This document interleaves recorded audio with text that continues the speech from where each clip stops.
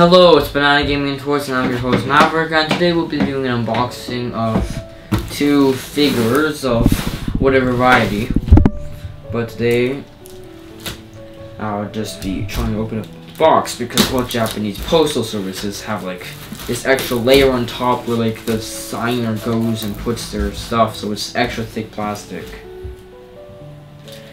Therefore, there's only 2 ways to get inside the box. A, shoot it. B, knife it. Or 3, disregard the box and just rip it open. And also disregard the content inside.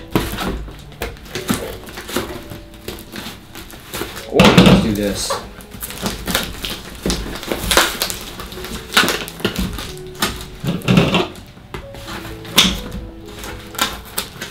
Let's do this and just go for like...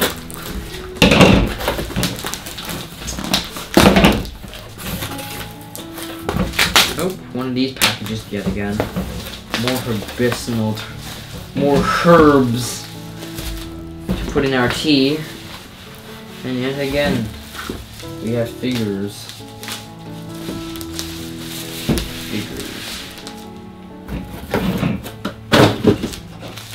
So, in this bag we have an Angry Bird sticker and you mostly get all these packages from the same exact guy, so he always practically does this thing where he just puts a tea bag in it, card, and things to link to his website and stuff. But this is a pretty nice tea. My mom's tried it. So like, he says it's pretty good, so I might try it myself since we have so many of these bags. We will only be reviewing one of them, and firstly I'll be reviewing the Kanao figure. I'm not sure if I butchered that because I really haven't heard her name told a lot. But this is a Qposket yet again. Don't bring me another one of those goofy figures. They're like American dolls. Put inside a trash bag. Rightfully so.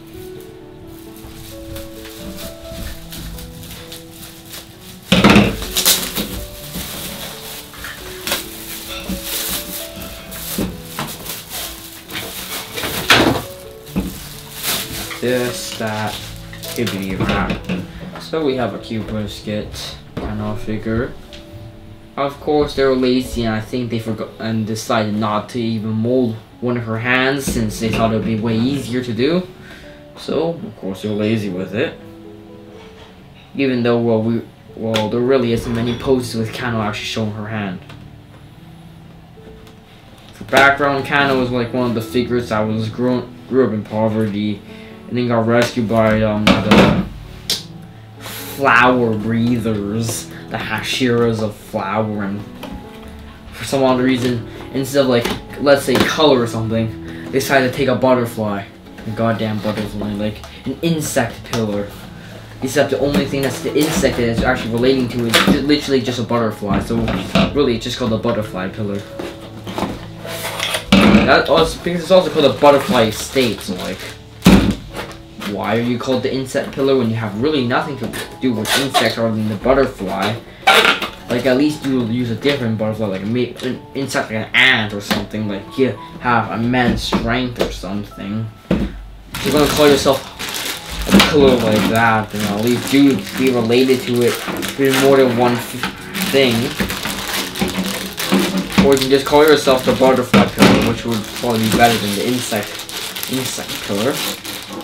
So we have the head. One of these heads always have the reflective eyes that work all the time. And then we have the body. And we have the base. So, put the base on the top, like so. And then we put the head on.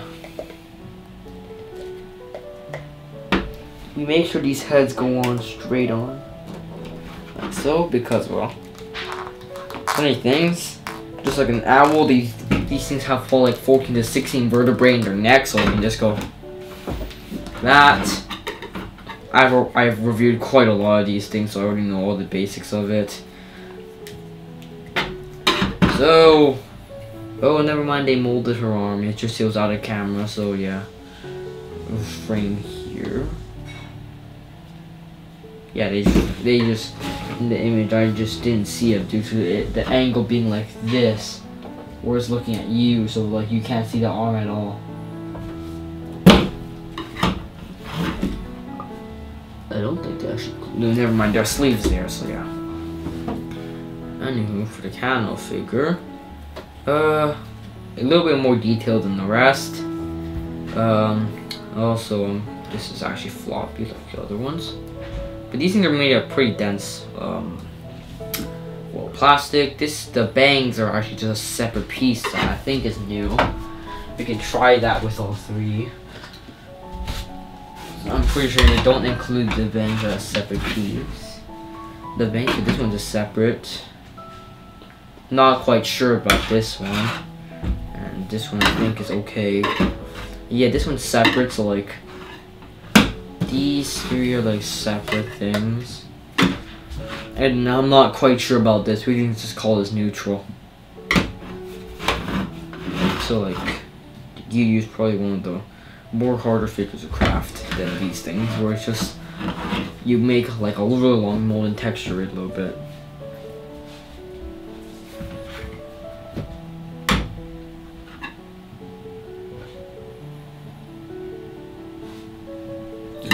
They just probably use the same exact thing.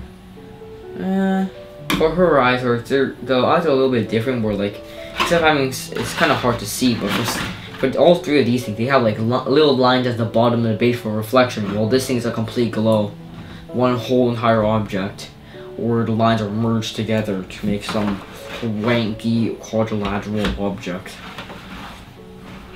So yeah, we can go over here, and now let's get into the small reviews. Single lock of hair. I'm not sure if that's actually required, but it's pretty light. You can throw this. It's like have you ever like held onto like a water balloon? It's kind of like a water balloon kind of weight. You can definitely throw it. Most of the weight comes from the head because, well, there's a lot of stuff on the head, and for the body there's mostly just a lot of gaps, so it's not really that, it's not light. And for these things, yeah, same exact thing. They make it all hollow inside so they can save materials and stuff. So yeah, all these figures are pretty light. It's not like they're made of sheer metal or something, where if it falls on your head, you're out for a concussion in a week. Not gonna be able to do anything. Now we have the texturing. They did an okay job with this one-ish. The bangs are fine, I can accept that. The flower is okay, I think it's just about almost the same one as that one, except I think this one is just this top part combined, except this bottom part, we should put it underneath as a separate layer, and these little wing things are just a little bit longer. Swords use about the same. Use the same sword texture as Gyuu's sword, so just different colors.